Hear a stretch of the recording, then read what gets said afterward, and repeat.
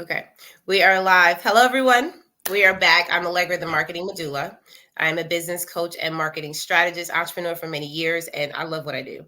As a support to women entrepreneurs, I help you start, grow, and scale your business, whether you're looking to transition from a 9 to 5 to a full time business owner or just wanting to increase value in your business alone. I also work with amazing individuals, and I have Emma here who is going to talk about, removing those blocks that we have. We talk about money blocks, but it's so much more than that. So, Emma, I would love for you to introduce yourself. Hey Allegra, hi everyone. Yeah, great to be here again. My name is Emma Lyons, and I'm a money block alchemist. So what I do is I work especially with female entrepreneurs, and I help them clear all those inner glitches that stop them from making the sale and making money and breaking through to their next level wherever they are. So these are women sometimes who are doing quite well, and maybe they get stuck at six figures. They're desperately trying to get to seven, as well as people in the early days that are struggling to get things off the ground. It's I've noticed that it's always 99.99 times out of 100 there is some kind of inner fear that causes all the best strategies that someone like Allegra can give you to not be effective. So that's what we're gonna talk about today, and we're gonna break that down for you guys. Yeah, I love that. And I love what Emma does because it really does take the weight off of what I do. You don't want to get stuck in a mindset. And that's why the topic that we talk about in this series, you're not broke, you're blocked. I think it's really pivotal to really think in that manner because we really have an opportunity to really get clarity around some of these blocks, which even before we came on this live, we talked about some things. I said, we're in the holiday season, and the holiday season is where we start to get that scarcity mindset around, like, oh, I don't have enough to offer. Or not enough people are going to be able to afford me, or people don't have money.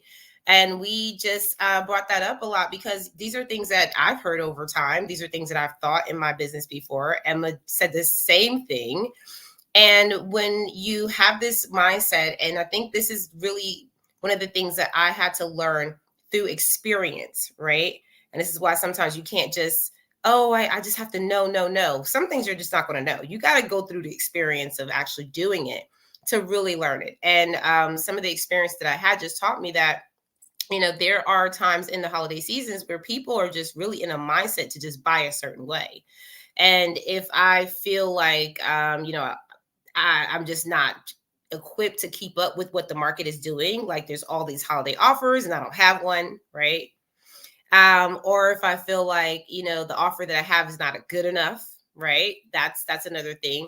Or if I feel like I have great offers, I have a lot of offers, right? Because I want to do post on social media, and I want to send out emails in my CRM sales funnel, and I want to be able to do all these things to my customers to say I have things to offer too, and maybe I have a bunch of those things.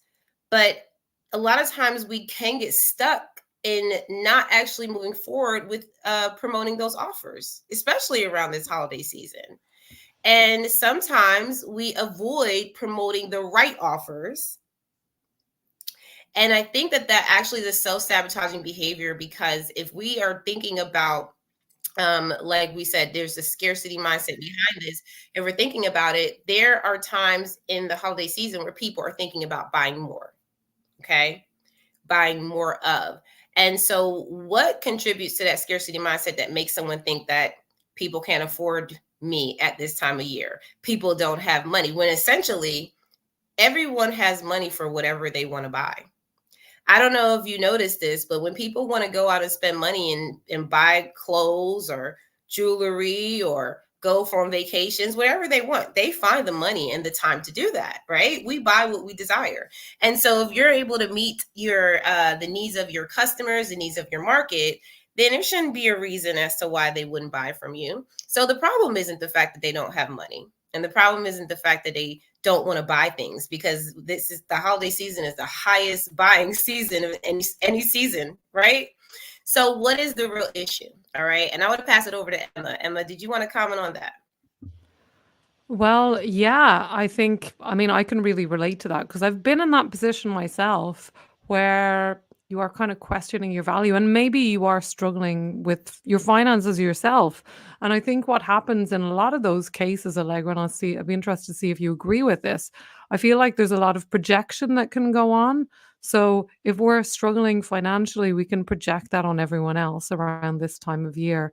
And like you said, Allegra, this is a huge time. People want to spend money at this time. So, and people are also looking into the new year. So if you're offering a service that's going to help people get ready for the new year or change their life for the new year, this is really the peak time, or change their business, indeed.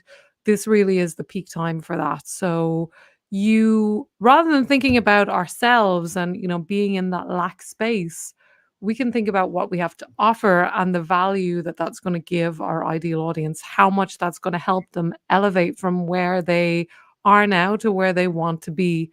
And we talked a little bit about this at the start of before we came on air. And I feel a big part of this is that we have the struggle in going on inside ourselves, and we project that out in other people. And it can really play havoc to how we move forward with our business and make those offers to people so that they can change their life, their business, whatever it is that the service or the product that you're offering. So you're offering a gift to them, something that can really change or transform their life. And rather than thinking about you and having that focus on you, think about your customer instead. That can really shift it. I definitely have had those conversations with people where I've been in the scarcity mode myself. And I've noticed that it really does push people away. And I've seen it with loads of people that I've worked with. They come with that fear, they needy vibe. And it really is a turn off. Just like in a relationship, if you go out with someone and they've got the needy vibe, they need you, they want to move too fast and settle down, and they've got their claws into you. Anyone with emotional sense will probably run a million miles from that because it's not attractive. So we want to stop needing other people and really stand in our own value and take that emphasis away from you and what you're offering and what you need, and what the needs of your ideal client out there looking for exactly what you offer and really needing what you offer, as long as you lay it on the table and make it clear to them about the value that your product or service can offer them and how it can change their life. Yeah, you're getting into the meat of it because you're so true about, well, I mean, when it comes to our businesses, we can get very needy vibes, and we're just human, right? I mean, no one is exempt to this. I've seen people with lots of money just get into like different situations, and you can just like tell, okay, they're really needing help. And honestly, I don't know if I shared this in this live, but I used to use the needy vibe as a sales strategy. I don't know if y'all know that that is actually a scammy sales strategy that I used to use when I worked in sales. It was crazy. I was a student at the time, I think. So I would literally like do these field operatives, whatever we call it, go out in the field, talk to people online, and can you access this later? Yes, yes, you can access this live. It will stay up. But it was just so crazy because I would, tell them like, hey, I'm going to school and I really need this sale. And I would Oh literally yeah. tell them how much I needed their support, right? And it worked every time because there was this feeling of like, oh, let me help somebody, right? So I would pull from their emotions, pull from their, how they felt. That's what a lot of scammers do too. Like these people that go in your DMs and go all over your emails and they're like, hey, you know what I'm saying? Have you heard this story about this? And you start crying and you're like, oh, I want to donate money and things like that. So I really want to encourage people to embrace the fact that your clients are the ones that are needy, not you. Okay. Because every client, every customer that comes to you, they absolutely need something. There is no reason why. And this is the whole thing about how I want women entrepreneurs to start really dividing this idea of, oh, I have to overdo services and do more for my clients than I actually have them pay for. Your clients pay for a service, give them what they want. That's it. You don't have to overdo or overstep. I mean, I just see way too much of it. So I want women to divide that personal from business. I want that to be done a lot more. And when we look at the way that we're doing all these holiday sales, right? You said something about well, I just want to stick with the needy vibe. I'm not going to go there yet.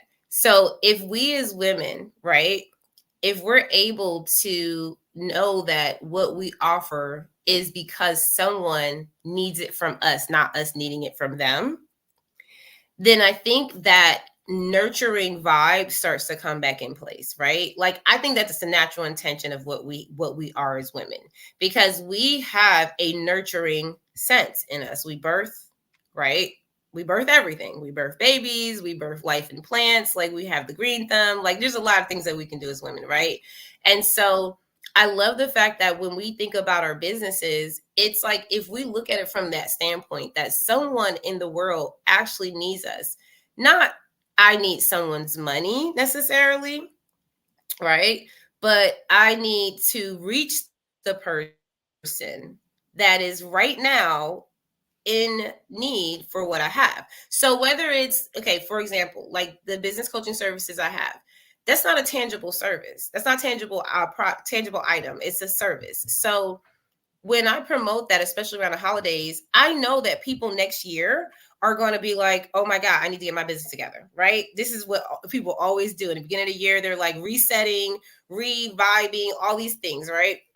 And so it's only fair for me to offer them major end of the year holiday discounts, right? As long as they're subscribed to me, as long as they're in my space and they understand the instruction, but it would benefit them, right? To say, hey, you get these major discounts, just make sure that you get in so that you can grab them now. Now, it benefits me because I'm using business and marketing strategies along with my nurturing side of business to say, let me structure this so that people know how to deal with my business. So people know how to enter and exit my services and my products. Now, if I look at some of the ways that we're struggling with that needy vibe, most of the time, I don't see where we even understand what we have, what we need to offer our audience. And I think that's where that starts for me. For a lot of women that I work with, the question is, well, what do I offer them? You know, because you can have services, but then the holiday season comes around, and then we go, well, what now? So if you have this mindset where you're now limited, which I also believe still speaks to the scarcity mindset, if you feel like you don't have anything more to offer, what I say in that space is, why aren't you still being creative and having fun with your business? What's stopping you from saying, oh, let me talk to my audience. Let me talk to the people that have bought from me. Let me see what it is that they need at this time of the year so that I can provide that for them. And that I want to touch on, because I hear a lot of people go, do these holiday offers, do that, do this. But we have to know our audience and be able to speak to their needs. And that is going to avoid us from being needy. Yeah, totally. And I think you nailed it there, Allegra, because we've got to keep the focus on how we're serving rather than what I need. So it's going from me to, how can I help you?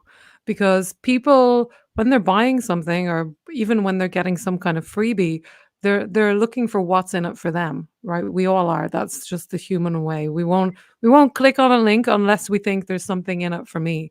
So we've got to keep that focus on how the service is going to help the other people. And I think that's the big mistake. And it is a tricky one to fall into. I know I have. And then, of course, after you do that and you feel so ashamed about it, and then, it gets even worse. It intensifies that scarcity feeling, because when we're in the shame and knowing that we've made a mistake or messed up or whatever, it it can be hard to go back and, do that sales call again, but that's what it takes to get better at these things. And also working through the emotions that are at the root of it, which is kind of that's the difference between what I do and Allegra do. So if people are consistently bumping up against, say when they're on the call, they can't make the offer, or they come up against some kind of other challenge, that's that usually is some kind of fear that they have about being seen, about making the offer, about themselves, about the service or the value.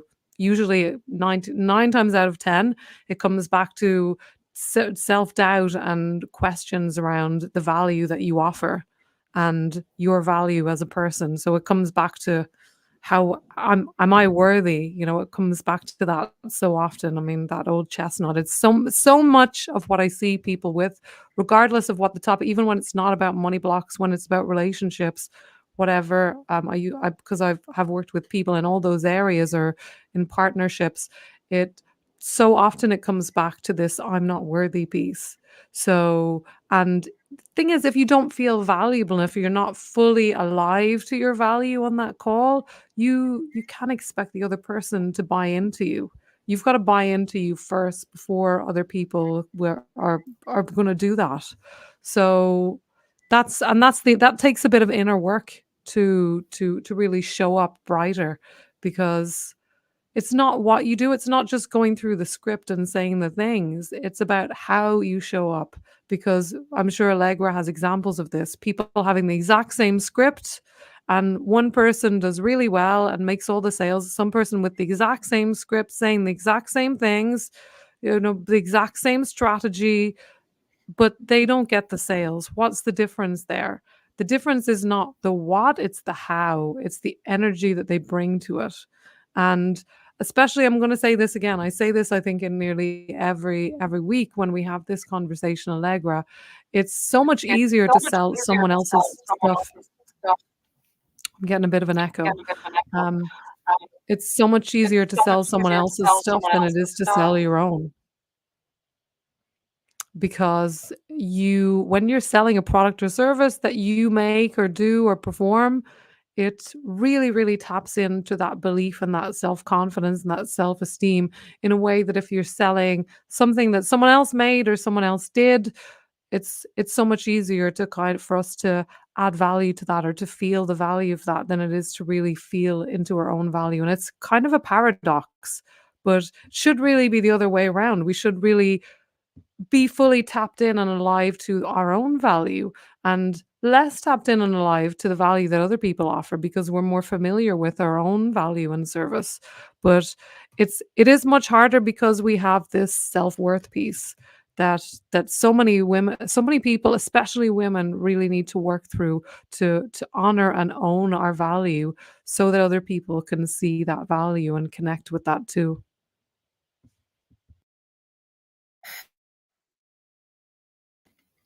You are can You hear you know, now. I think you were muted.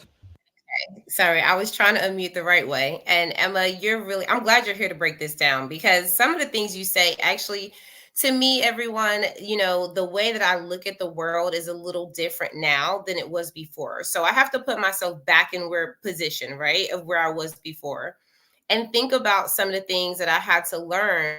And when I was in, working for someone else, because I think you said it very well, you can promote someone else's business better than you promote your own. And I actually had that experience where I remember starting with my first business, and shout out to the resources that we have here in America. I'm telling y'all, like, we don't use it enough, especially as women. I was just talking about this at our meetup we had with the Women into Networking Win community just this Sunday. We had our Atlanta meetup. I met fabulous women that I never met before, and I was just able to hear their story, get to know more about them. And the things I was saying, which my mentor was there, shout out to Miss Ernice. She is how I found her was through SBA, Small Business Administration. And one of the things that I say, for women, and like to your point, Emma, like, you gotta invest in yourself, not only to make the moves to hire someone like yourself and say, hey, I need you to work on my mindset with me, but you got to also take action steps that are going to build up to your next level of success. I didn't expect to like have my business blast off in the first year, but in the first year, I got a mentor. Like I was like, I need somebody that's going to teach me about business so I know. And I think that while we're, going through this process of building our businesses, we have to get these tools in our toolbox. And this is what I hear from you. If women have problem with closing the sale, if I give you a strategy, which I do all the time, it's a sales strategy, and I give you a sales script and you go to close that sale, when I've heard it before so many times, you'll get around to the end of that call and you'll just sit there and you won't say anything. You'll just wait for the person to say, oh, I think I'll buy it. Right. And a lot of times we really don't know how to move that person forward into a decision. And that comes from a level of confidence that we have to build, I believe, in ourselves. Because Emma, you've made so many points about how women and our relationship with money itself. So money is just an exchange value. It's just a piece of paper. And if we really look at what that means to us, like I'm worth, 100 grand. Yeah, I'm worth that. So I'm gonna need you to sign on the dotted line, because if you don't pay me for this, someone else will. I think it just speaks volumes to be able to be in a space to utilize what you know while you are in your like 9 to 5 space, like I was for myself back when. And I was able to really understand how to be owner of where I was. I had to own what I did where I was in my 9 to 5 job. In order for me to switch out of what we talk about here on the Clubhouse stages, we've been doing how to quit your 9 to 5 mentality. And the reason why I do those series is because when we're taught how to go to work, how to get a paycheck, how to get told what to do, right? There's this glass ceiling. So you can only make but so much really, unless you get another job if you want to make more money. And I think that, or, get another degree or climb up the corporate ladder. We have all these things that really keep us confined to this unit. But if you find yourself being a master of yourself in that unit, and this is what the difference that came to me while you were speaking, Emma.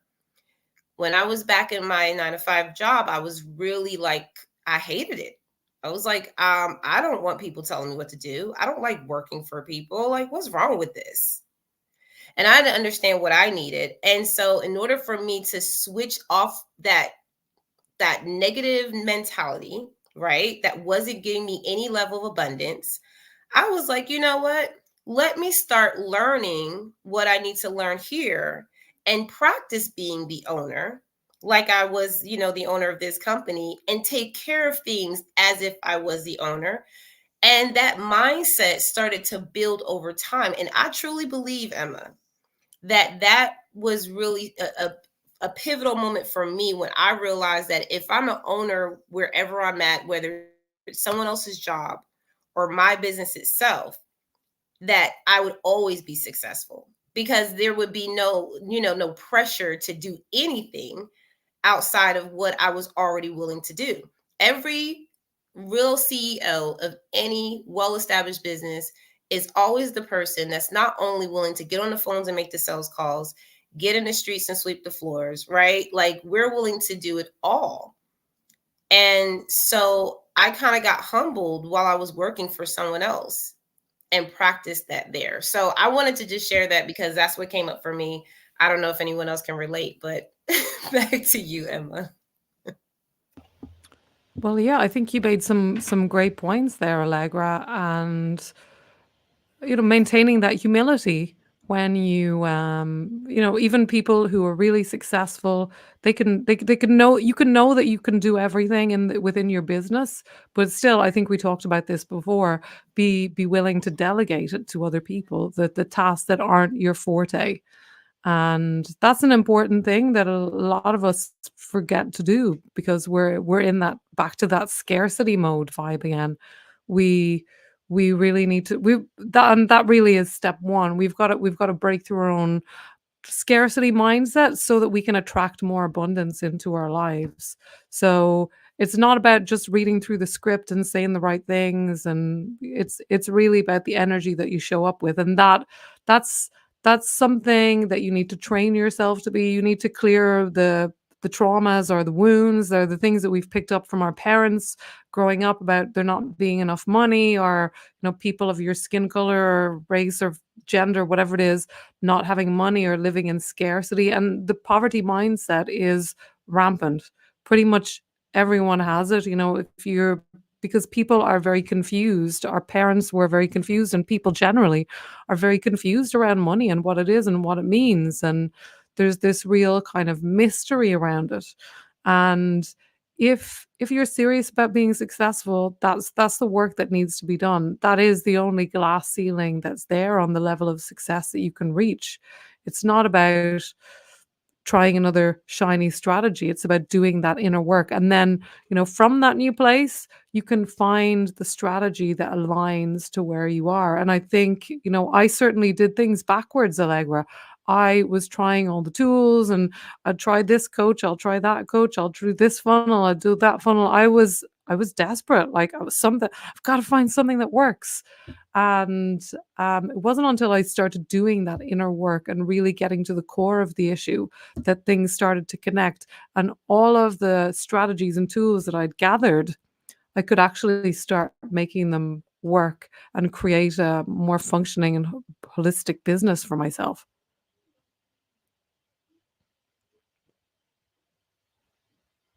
I think you're muted, Allegra. Yeah, there Sorry, you y'all. go. We were talking about the needy vibe, and I'm just like, I'm glad you're putting perspective into that. And just actually, this holiday season is definitely, I think, different for me. I've been relaxing more. Last season was kind of like all over the place, y'all. So there's so many different levels to this. And as we're thinking about scarcity around delegation, I want to say something, because this holiday season, I'm more about delegation. Like, I totally agree with you. And if you are in, business in any sense, like I said, I operated in my 9 to 5 like it was my own business. And as a matter of fact, when I did that, my employer decided to give me extra responsibility that actually gave me extra knowledge and support. And next thing you know, I was out the door with all of that knowledge and support, right? I made connections. I got a new job with a new pay.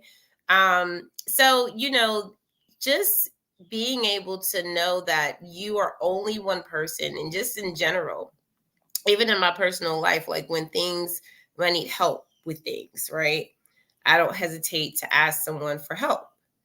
And I wasn't always like that. That wasn't a thing before. I think that had to come with me first learning business, because as I was growing my first business, I remember, like, it was no choice. I had to build my staff. The events were too large, and I had no choice, right? And I remember one day, who the gentleman who I had the longest at this point in time, his name was David. I always say, get yourself a David. And he goes, Allegra, you need to start, like, putting people in position, and you need to start sitting back and watching rather than doing. Because I would always be out there in the field with them, and always doing the work as well. But to your point, once I started to see that what I was building was independent enough to see it run, to say, okay, let me trust this enough to see how it looks in the hands of someone else, and just monitor it and see how they handle it. That's exactly what I did, and I put David in a VP position, and I let him do the magic. I just gave him the resources for the business. And because of that, we got major contracts, right? American Cancer Society. We got all these different venues booked, right? We were on vendors lists everywhere. So as a now master delegator, I had to learn from someone else telling me that I was doing it the hard way. And this was someone under me that just saw me working my butt off and still trying to micromanage and do the work that I had already told someone else to do. And so I say that because the holiday season, I feel, is really where you want to master that and give more like for what you're saying, Emma, give more delegation to the people around you. It doesn't have to be staff. It could be interns. Like I teach my clients how to do internships very well, bless you. And they, it works on both sides. And also making sure that you have planning in place. Like sometimes I think that people fail to realize that this season is a season where you can start to not only promote new things to your audience that they've never seen before, right? Introductory things for the new year, but also you can collect data so that next year you know what to offer them. I don't know if you noticed that every single year you'll look at a commercial and it'll be the same commercial, same workout commercial, same food commercial, same fitness commercial, right? Because they already know that the commercial is talking to the audience that already wants to hear what it has to say. It's not rocket science. So sometimes we have to look at how we're promoting ourselves and delegate responsibilities out to the outlets that we need to do that with, whether it's automating your emails so your holiday deals are going out on time, whether it's making sure that people are informed of how to get in touch with you for holidays. And I'm saying this because I believe, just with you speaking, Emma, I believe that a scarcity mindset will stop us from even planning to be successful, because we don't think that we're going to be able to have the support, have the help, delegate that out to someone else to do the work. I work with TC, who we all know, and Emma, I think you did lives with her back in the day too. And TC, we partner up, and I work on your business. I mean, I work with you on your business, but she works in the business. Like she's the one that you pay to go ahead and send out emails and send out, social media blasts and things like that. And I think what happens a lot of times, especially when we don't plan or have lack of planning, and we're not organized within ourselves, is that we get to the holiday season here and then we panic because we really have not set ourselves up for success. So I want to bring that to the forefront too, because as we get into 2024, this young lady said, what now? Are we getting ready for 2024? Absolutely. Everything you do in the holiday gets you ready for 2024. Everything you do every quarter is going to get you ready for the next quarter. And right now, when I look at the Win community, we have our schedule set up all the way up until Q3 of 2024, right? So we look at these things and we're saying to every other business, any business owner that's a woman entrepreneur that I speak to, we have an ability to do this better than anyone, to plan things out in advance. We do it with our households all the time. We do it with our parents' schedules. We do this masterfully when we have to in our own lives, when we have to. But if we are very intentional about this in our businesses, we do this very well there as well. So that's what I wanted to add. And that's the way that you can get ready for 2024, is just start planning now. Get yourself in a position where you can see what's happening in Q1 and at least Q2 of next year. And, do the edits later. But go ahead, Emma. I know we have to wrap it up soon. Yeah. Well, I think that's a great idea. Have a plan, because if you don't have a plan, you don't know what resistance is going to come up. Like, what inside you is afraid of that. So, what is there a part of you that's like holding you back from getting to that place? So, I think it's important to be ambitious and to set goals, set the bar high for yourself, because I think I've done this as well, set the bar really low, and, then you can just kind of chug along.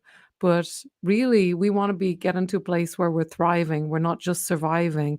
And I see a lot of female entrepreneurs, and, I've been this person as well. Like, there's a reason why I do this work. It's because I know what it feels like, and it really sucks to feel like you have this big gift to offer, you have this amazing service or product, and you're just above, maybe you're in your business, but you're still just above broke, or you're just kind of skimming the surface of what's possible for you. And I think that's such a shame. So set your goal for more, in 2024. Set your sight, be ambitious, set the goals, and then set your intention to do what it takes to get to that next level. And that may mean, talking to Allegra about the strategy and getting that down, are, doing also, and I was going to say are, but really it's an and, isn't it, Allegra?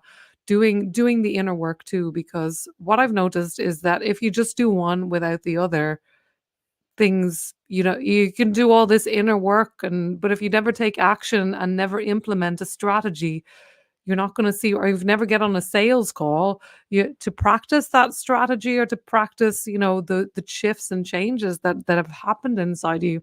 You're not going to get the results back. So it's important to do both things together. And don't be afraid to set your sight high for 2024, and go for it. Get the support that you need. Make that commitment to yourself. This isn't about me or Allegra or what we're offering. This is about you. So don't be afraid to be ambitious, and then do what it takes to get there. Make that commitment to yourself and get the support that you need to make it happen, rather than struggling, because you don't need to be doing that anymore.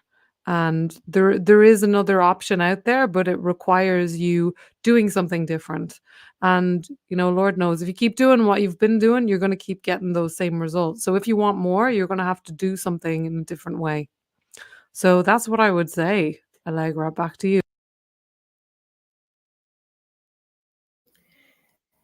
Powerful words of wisdom. I hope my internet is acting right now. Sorry, y'all. This area is just bugging. But Emma, I love the fact that you said that there is a combined effort here, because it really is. It is. This is not about, okay, well, and I think that I'm starting to see, the I'm starting to see the smoke clear myself, because they were, it was a little foggy here, right, for a while, seeing people kind of go back and forth, and this is just from my research in the industry, and seeing some case studies where individuals would say, oh, I want to start my business, and then, but no, I don't want to work on my mindset, and then, oh, well, I can't start the business because I want to work on my mindset. And it's just like, we don't have to limit ourselves. We do not have to limit ourselves. I have been very, very successful in being able to encompass a life strategy.